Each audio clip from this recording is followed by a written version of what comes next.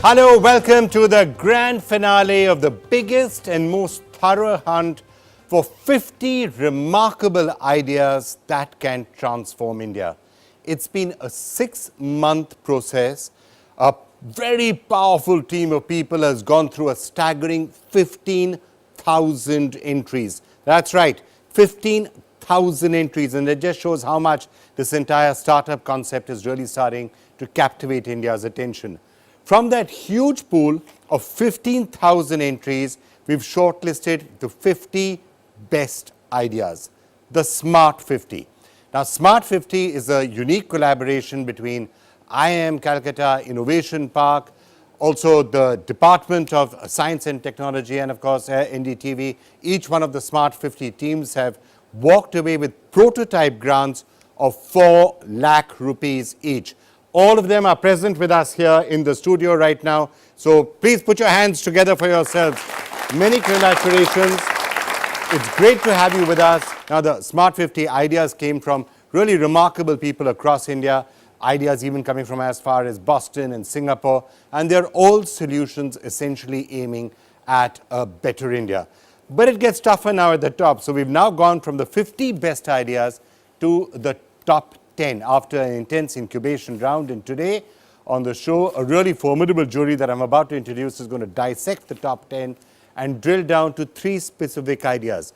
The most innovative idea, the most inspirational idea, and the idea with the greatest impact. So that Smart 10 are sitting out here. But before I come to any of you, it's a pleasure having all of you with us, and it's great. Now I have to just introduce the jury that we've got, and we have a panel of 9 experts out here, and I can tell you that they are 9 of the smartest people you will hope to find and the real influencers in the startup ecosystem. So great to have all of you with us. But before I start by introducing you, let me introduce a special jury which is going to be helping us and helping rate these 10 people in those 4 categories.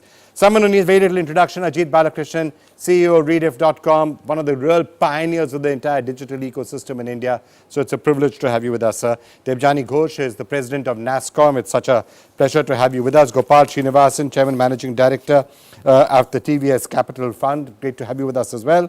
Padmajay Ruparel is the co-founder of the Indian Angel Network. So all of you, people in the Smart 50, you know whom you should be talking to at some point. If you want further follow-up funding, she is the right person. And Shyam Srinivasan, CEO and Managing Director of Federal Bank. It's great to have all of you with us. But as I said, that's only the start, and in no particular order, our special guest seating out here, Mr. Harkesh Kumar Mittal, Member Secretary, National Science and Technology Entrepreneurship Development Board, Pradeep Gupta, Chairman, Simon Media Group and co-founder of the Indian Angel Network, Professor Ashok Banerjee, Professor IIM Calcutta and also the Director of the IIM CIP, Devashri Nandi with us, who's looking after the Boston round really, and is Associate Professor and Program Director at the Brandeis University. K. Ganesh, a serial entrepreneur who's mentored a large number of companies and influenced many more. So it's a privilege to have you with us. And Mr. Ramraj, co-founder of SIFI and senior advisor of Elevar Equity. It's a privilege to have you with us as well. Vikram Mahajan's with us, CEO of White Box Capital, and Omkar Rai, DG STPI. It's a real pleasure to have all of you with us. Now, before we go any further, let me very quickly play for you what is Smart 50 all about. What has this entire project been? Here's a quick look. Smart 50 is an effort by IIM Calcutta Innovation Park as well as the Department of Science and Technology. They've invited ideas from across the country for startups, ideas that can help change India. Roughly about 15,000 applications that what we received, and then they went through several rounds of online screening. We reduced it to 3,000. That will get reduced to 400, and they will join 10 teams from abroad to make it Smart 50.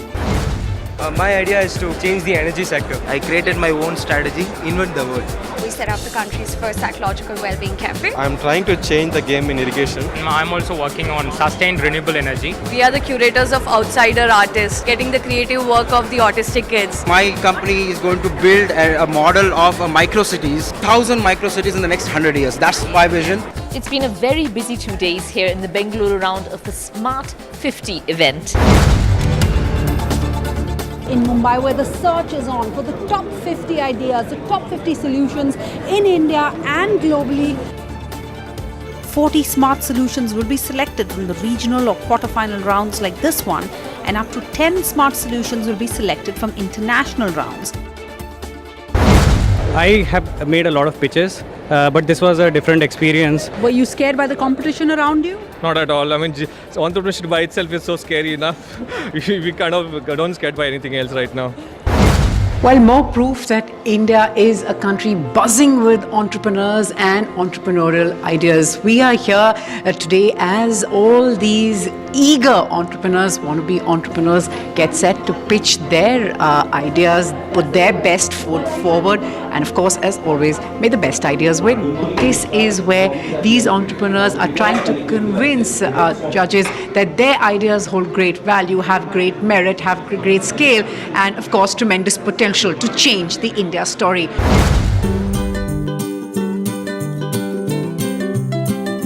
The Smart 50 are here in the boot camp. We're going to get experts who are going to come and train you. They are going to meet faculty of IIM Calcutta. They're going to meet real entrepreneurs who are successful. They're going to share their experiences. And then they're going to meet mentors. We have got about 20-25 mentors. So dreaming is good, aiming is good. Now how you make it happen? What is the critical issue now for scale up? The journey is really exciting and very challenging.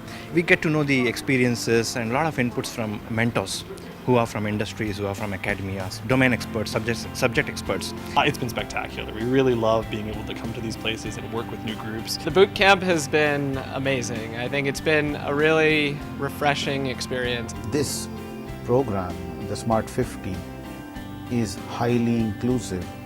In most such competitions, we generally have a large pool of applicants, and then through various processes, you finally end up with the top 1, 2, and 3, and they get recognized, they get accolades, and they get funding. So the IIM Calcutta Innovation Park, my friends, is something which not only we in IIM Calcutta are very proud of, but it's an asset that we are creating, and it's an asset for the nation to use and for the nation to be proud of.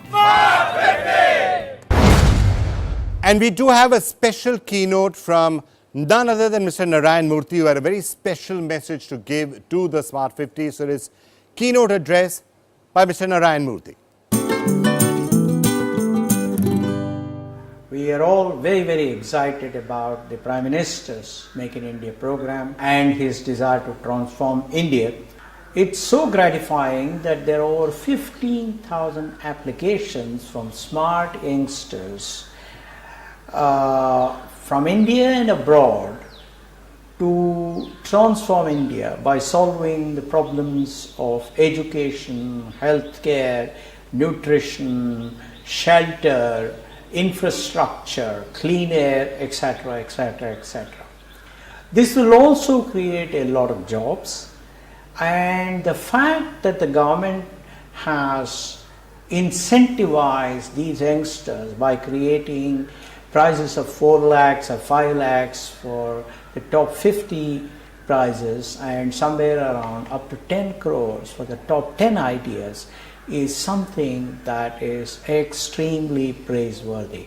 And I am so happy that these kinds of initiatives are taking place in India at this point of time when the need of the day is to use the power of human mind to solve our problems and to create jobs. So I congratulate Government of India, I congratulate IIM Calcutta Innovation Park on this wonderful idea. I wish the youngsters the best of luck, and I hope that the best ideas will indeed transform India's future. So that's all about what we are trying to do, finding ways to actually transform India. And what we are going to do now, let me just give you the format. The top 10, they're going to be coming up here and presenting one after the other. The presentations will be interspersed by one general discussion we're going to have with all of our experts. Each panelist, as they come up and speak, will then be asked, we'll be picking 3 questions, one from the jury, one from me, and one from our special experts. So they will answer 3 questions about their particular idea, and then they will be ranked by a jury. And as I said, 3 special awards are up there, the ones that I had outlined a short while ago. And it gives me really great pleasure to welcome Mr. Amitabh Kant, who of course as the head of Niti Aayog has also been spearheading Startup India and is one of the people, really behind getting the entire startup ecosystem going. Mr. Kant, thank you so much for joining us. It's a real pleasure. 50 really smart people out here, and it's really interesting to hear their ideas. And as we've been also noticing, a lot of them are in social areas, which is really important. So Vikram, one of the great things is that not merely a lot of work is happening in the field of e-commerce and health, education, a lot of work is happening in terms of social innovation. And I find some amazing work happening in both health and education, and some great startups, in tremendous amount of disruption taking place.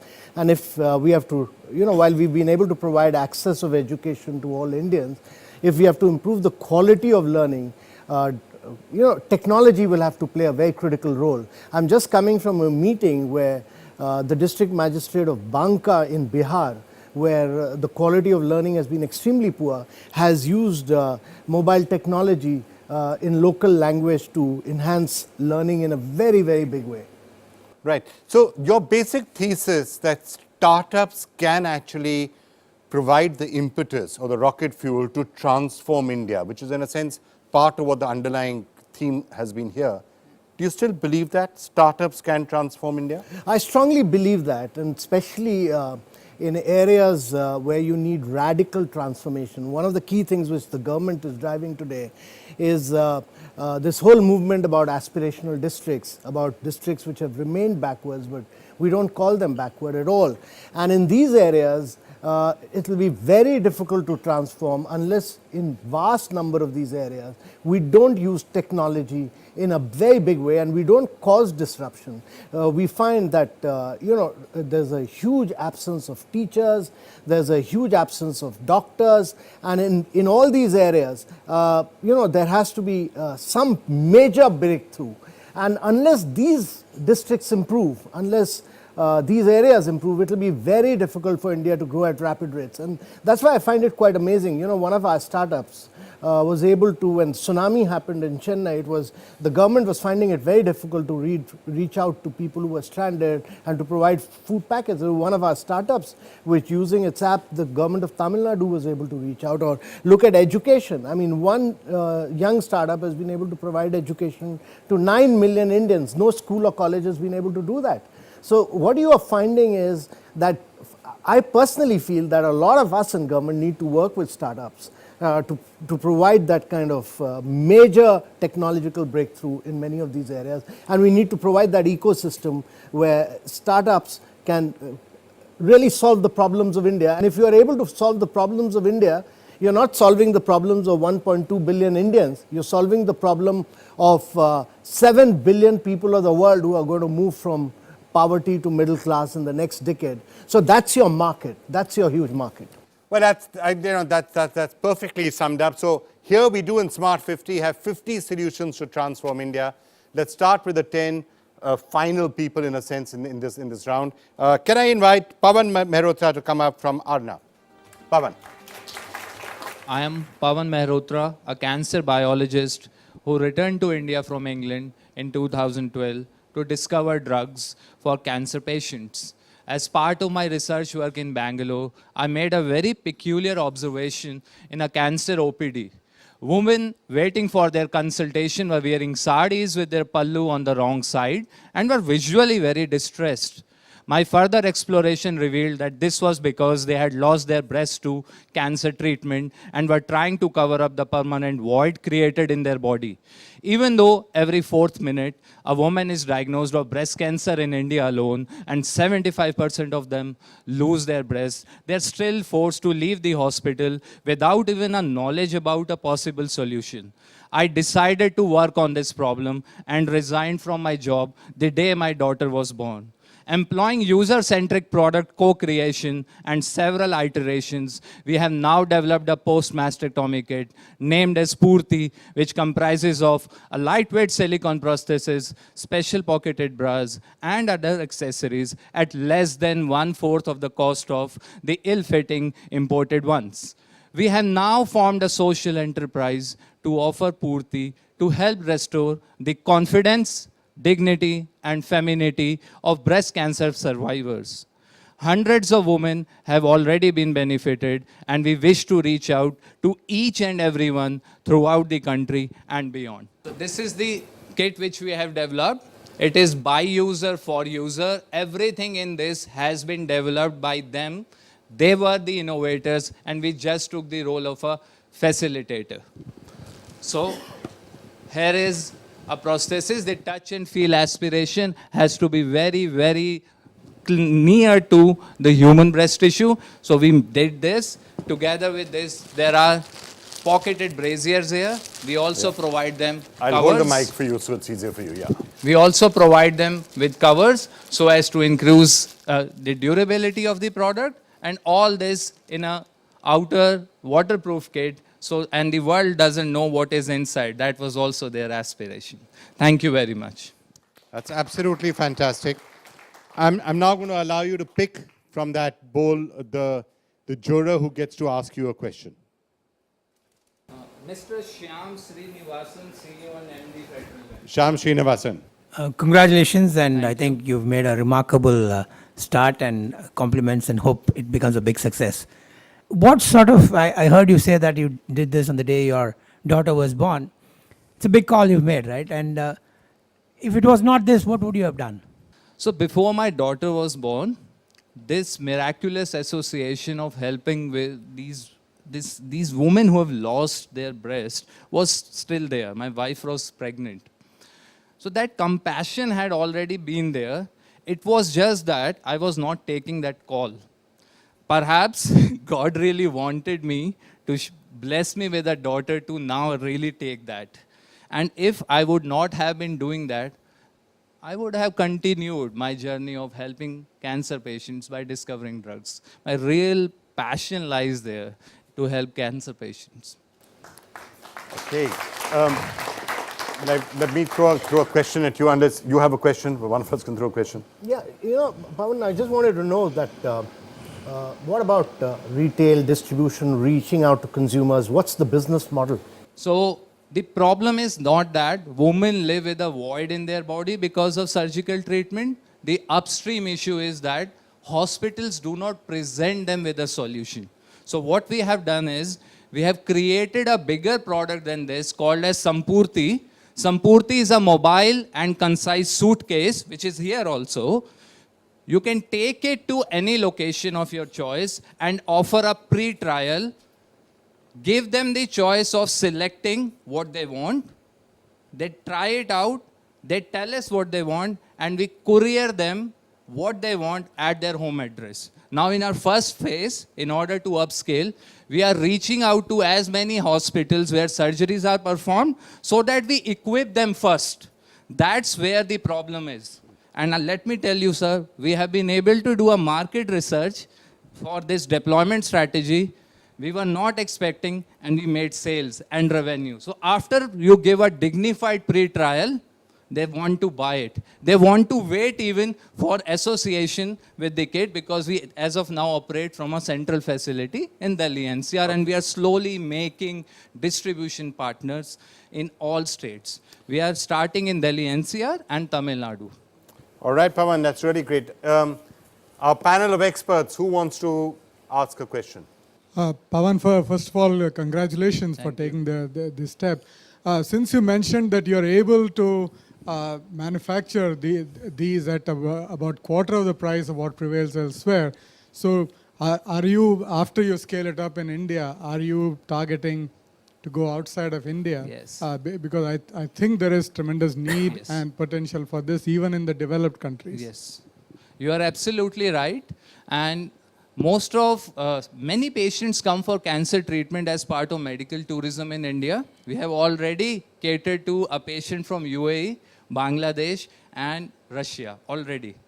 also, we are now going in for a CE marking to go up. And we have global plans. Okay, that's great. Thank you so much, Pawan, for answering those questions and for that presentation.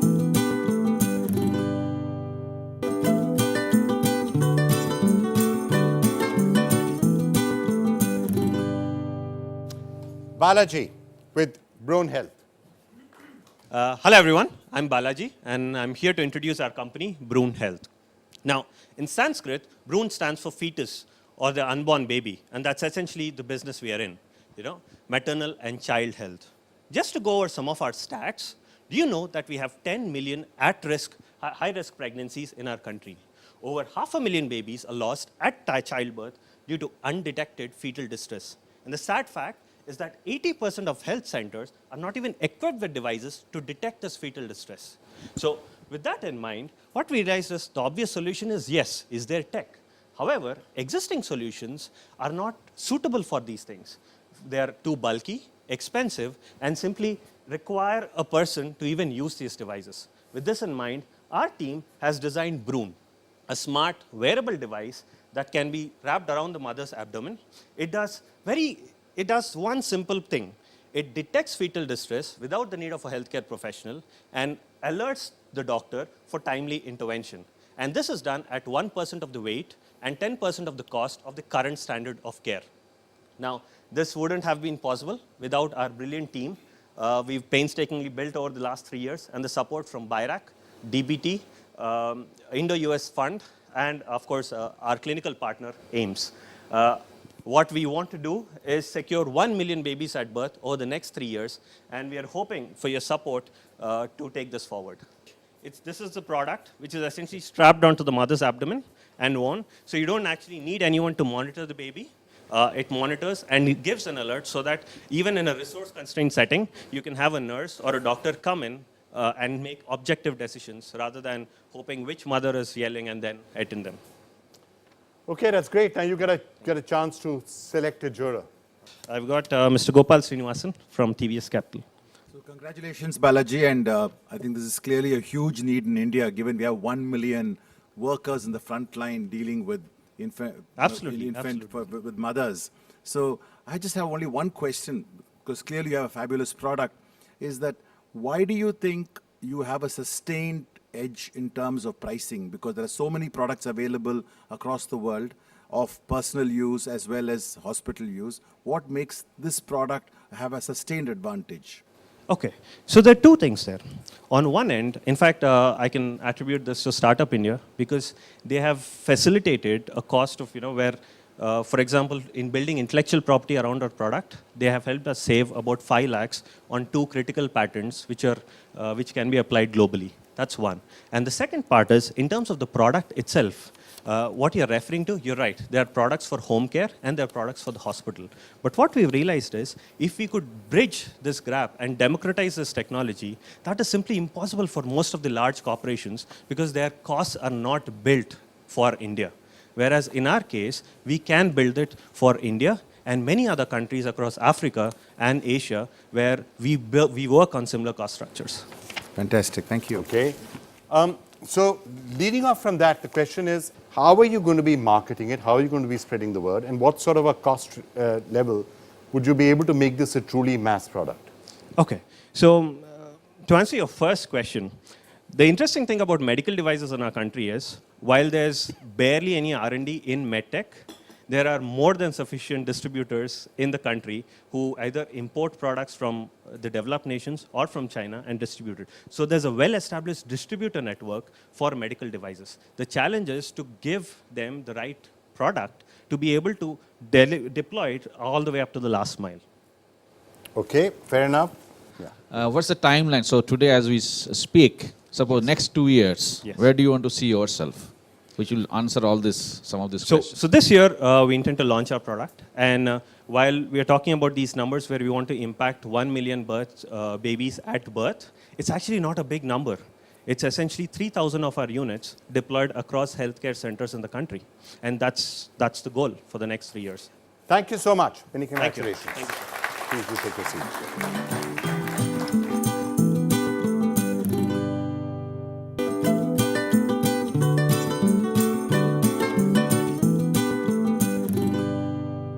Gaurav Joshi and Anand Avinash from Extra Carbon. So I'm Anand and he's Gaurav. We are the founders of extracarbon.com. As in India is transforming into a mega urban region, collection of recyclable waste is becoming a bigger problem. Did you know that Indian recyclers import 50% of their waste needs like paper, plastic, iron, etc. from abroad to run their factories? According to the data, domestic collection and recycling ratios are in bad shape. We saw the need for a platform where people can come efficiently give away the dry recyclable waste and also earn something in the process. That's how Extra Carbon was born. Extra Carbon leverages the unorganized waste collector network to collect dry recyclable waste from your doorstep. Then Extra Carbon sends it to recyclers for further processing. At the user level, it's very simple. All you have to do is send your pickup request through our app or website. The request reaches to our green superhero based in your local area. The green superhero comes to your house and weighs your waste. He then offers you the value of waste in cash or Joomla credits. Our model is very simple. The green superhero brings the material to us and sells it for a margin. And we do the same with the recycler. So far, through this business model, we have created significant economic impact, a top line of 9 crore rupees this year. The environment gain is that we have diverted 2,000 tons of waste from landfill so far. But we believe our greatest impact is on society. One of our green superhero bought a house. We have created 400 plus green superheroes so far. 40 of them do 10 lakh rupees business with us every year. And one of our green superheroes shared a fantastic story that now people are offering us tea, coffee at home also. So we could enhance their reputation. We call it chappal to chai. Chappal to chai. So the story is earlier, everybody used to ask them ki apna chappal khol ke mere ghar pe aana. Now they are offering tea, coffee to the same boy. So we are present in 7 cities with 1,25,000 user base, and we are doing 1 million revenue, more than that. And we have 27,000 app downloads. The differentiation is the entrepreneurship, the inclusive entrepreneurship model, and Joomla credits, which you can redeem or Paytm, Freecharge, Amazon. And don't forget to download our app, and please send your pickup request through extracarbon.com.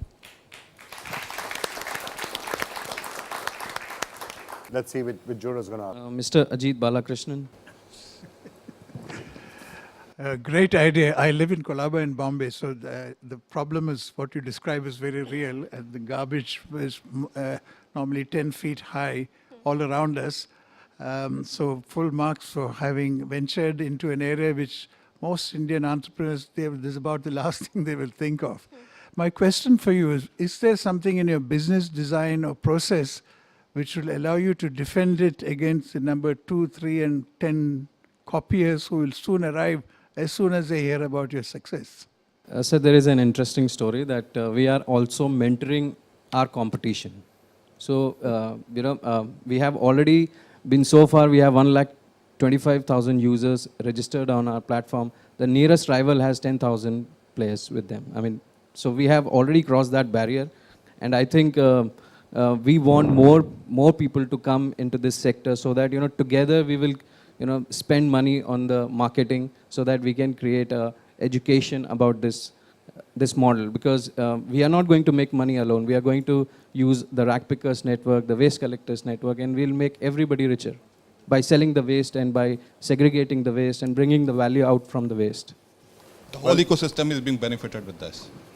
Well, I have to say, somebody who's been working on the Banega Swachh India campaign for many years, this is an absolutely fantastic idea. Thank you. Can I just ask one question? The business model of this, what happens in case somebody calls the rack picker, uses the app and just has one small item to give? Is there any minimum size that you have, or there is no minimum pickup? We are not, because the boy is in your area and boy is using either his rickshaw, cycle or foot. The logistic is, right now it's free for that person and for the user. So we send for any quantity, be it 5 kgs of paper or probably one jam bottle, empty jam bottle. So the guy is always there in your society. It's just kind of Uber kind of model. When suppose you are in sector 49 and you place a request, no one from my warehouse will go to you. The person near to your place will get the message and he'll go to you. And so the last mile is taken care of. Right. So what are your future plans?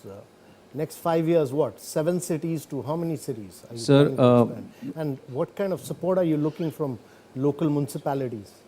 So we are already working with few municipal corporations, but unfortunately, because we focus on the dry part, we encourage users to segregate the waste. A lot of municipalities, they have different models. So some, they have chosen waste to energy where they want everything to go in one area. Some, they want waste to compost, so they can help us and we can help them back. But the biggest thing which we can impact is, the extended producer responsibility, which I think government is forcing right now. So we can help not only the municipalities, we can help the waste generators also, like GSK, Nestle, Coca-Cola. We can help all of them. So what is the one thing you require, let's say, from the government, and what is the one thing you require from private investors or VC funds? How much capital are you looking for? So we are trying to raise 8.5 crores right now, and this is what we are asking from the VCs and investor community. From government, we are very thankful for Mr. Modi because he made our life easy, because earlier we were like untouchables within our family also. Now because of Mr. Modi, we are all of a sudden a rock star in our family, friends, and even, wherever we go. So we are very thankful to Mr. Modi, but from the government side, we want to, share idea, because not everything can be solved with one model, like centralized waste management. So unfortunately, there are not many tenders for players like us. Yeah. And whenever we go there, just because of the bureaucracy, we have to lose the business. Okay. And probably we are not even there. Okay. All right, fine. Thank you so much. Thank you so much.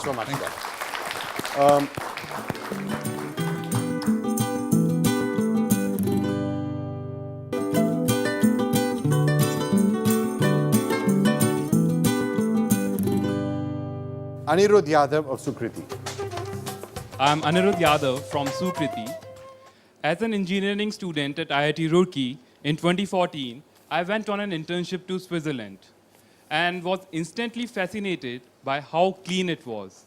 I wondered what it would take to make India as clean. We all know that finding a clean and hygienic public toilet in India is as difficult as finding water on the Mars. Most of these toilets are poorly maintained, with no running water and no system to dispose of the waste. We at Sukriti have developed Ecolet, a smart public toilet. It is automated for self-cleaning and self-maintaining, consuming only 10% water compared to conventional toilet, needs minimal manual supervision, treats and reuses the waste on-site, and works on renewable energy. Suppose you visited the toilet for less than a minute and came out without flushing, it would automatically flush with less than a liter because you used it for urination. Suppose you went into the toilet, vomited on the floor, and came out without flushing, Ecolet would clean the floor. Any other similar situation can be dealt with using smart algorithms. We have installed 14 toilets and have a substantial order pipeline. We are taught to believe that to change the world, we need to develop some rocket that can take us to space, or maybe some medicine that can cure cancer. But to change India, we believe the best start would be to have a well-functioning toilet. Thank you. Okay, I'm not going to get you to pick because we have two jury members who haven't asked. So Devjani or Pepsi, which of you would like to take this? So fantastic project. It is a capital intensive effort. So what's your biggest barrier to scale? Okay, so what we are designing, what we are proposing costs 30% more than the conventional systems that are right now available. So how we want to do it is, we don't want to be a contractor company constructing the toilet on field. We want to tie up with the likes of Shulabh, give them our technology and which they can install, and we can obviously provide the service. So right now to begin with, we are also installing the units to showcase everyone that this is how it works. But at a later stage, we would want to tie up with lot of these existing players who make conventional toilets and give them our technology so that it is self-cleaning sort of thing. Okay, if I could just ask you on the technology aspect of it, because non-functioning toilets and poor maintenance is one of the biggest reasons why you are constructing toilets everywhere, people end up not using it. How effective is the cleaning if the toilet gets completely jammed, is not flushing well? How can any algorithm or the technology be able to help them fix Now that? that's very interesting, and We have a joint patent with IIT Roorkee for this. So how this thing works is we have done something with the floor of the toilet. It works much like this mobile screen. As soon as person enters inside it, and there are no visible sensors that can be broken, damaged, stolen. It has been designed to withstand any rough public usage because we know that if there are sophisticated sensors, people would take them away or break them. So as soon as person enters the toilet, it starts detecting, okay, person is now here standing in front of the sheet. Now the person is on the sheet. Person used it for less than a minute. On the basis of the use case, we have some algorithms that decides, okay, person was doing something wrong on the floor. Floor has become dirty. Let's self-clean the floor. And there is nothing, again, no sensor. We have done something with the floor. There is something below the floor, which is not a sensor, just a metallic plate. Okay. Interesting. Okay, anybody here? So my question is, how much does it cost per toilet to be able to make it eco toilet or the toilet that you're doing? And two, is there a model by which private operators or other operators can take it and convert it to a pay-per-use or a paid toilet so that you are able to scale well? So as I told it earlier, it costs 30%. If there is a structure, normal structure, made up of brick and with decent tiling and flooring, without our technology and with our technology, it would cost 30% more. And it has solar panels in it. It saves 1,000 liters, it saves 5 lakh liters of wastewater every year and 1,000 units of electricity. So if you do these kind of calculations, that extra 30, and it requires very minimal staffing cost. So I would not say that it won't require manual cleaning at all because this is India, we know how it works here. But then suppose if there was a normal toilet without our technology, there has to be a person always cleaning it all the time. And if there is our system, it would require like once a visit every 3 or 4 days, that's it. So if we keep this in consideration, the life cycle assessment, it's paid back in only 9 to 10 months. Suppose it's a normal 5x4 toilet and government has fixed a rate of 98,000 rupees and we are equipping it with our technology, it would cost around 1,30,000. But that really depends upon the superstructure and all the tiling, granite, because, you know, our technology increases the cost by 30%. All right, Anirudh, thanks so much for joining. You're welcome. Thank you. Thank you. Vidyut Mohan and Kevin from Takachar. Hi friends, my name is Vidyut and this is Kevin and we are from Takachar. I grew up in North India where Indian cities suffer from severe air pollution. This is partly due to the fact that agricultural and forest residues are burnt. Now this biomass is loose, bulky and wet, so it becomes uneconomical to put it to any productive use. Additionally, we are losing an economic opportunity of rupees 1.5 lakh crore per year, which could have been otherwise used to boost farmer incomes. This led me to wonder whether a value chain could be developed which could have utilized this biomass residue to produce a solid fuel and address the above problems. That's when I decided to do research at the Technical University of Delft and met Kevin.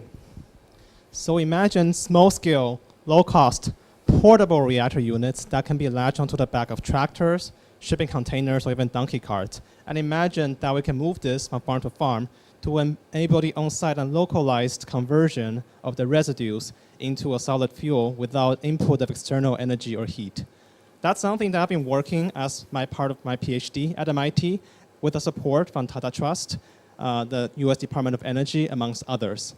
And it explores a new chemical process called oxygen-linked torrefaction, where we make it cheaper and simpler compared to the current competitors.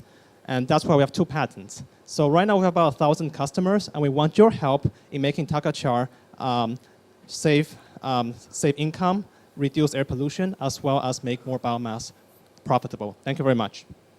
Wow. That's really interesting. You get to go. So congratulations, you're obviously catering to a real problem, right? The air quality in this part of the world does need help. And it needs help quickly. So my question really is how are you going to scale this up? There are 2 sides to it. The reach out that you need to do dramatically. It's not one set of farmers that you have to sort of reach out. It's a huge set, right? And on the other hand, there is this building or manufacturing or putting together the contraption that you have put together. How are you going to scale it up, and what's going to be your constraints? Have you thought of your risks and what's going to stop you from becoming the real catalyst to clean air? Right. What our initial plan is to reach out to existing organizations who are already working in rural parts of the countries and have already engagement with communities. And then we plan to sell our plant or portable reactor to them, and so that they can directly in a position to deploy it with farmer communities. We also have a separate smaller design which costs say only 5,000 rupees, which smaller farmers can buy it themselves and can use to produce the solid fuel. And I think the idea is to initially prove that this is something that can be essentially demonstrated to have viability locally. And once you start having economic viability, then it's not something that needs to be supported necessarily by the NGO per se, but that even local mills as well as entrepreneurs can invest in equipment themselves for the profit-making potential. So this is a fascinating product, and my compliments to you for this innovation.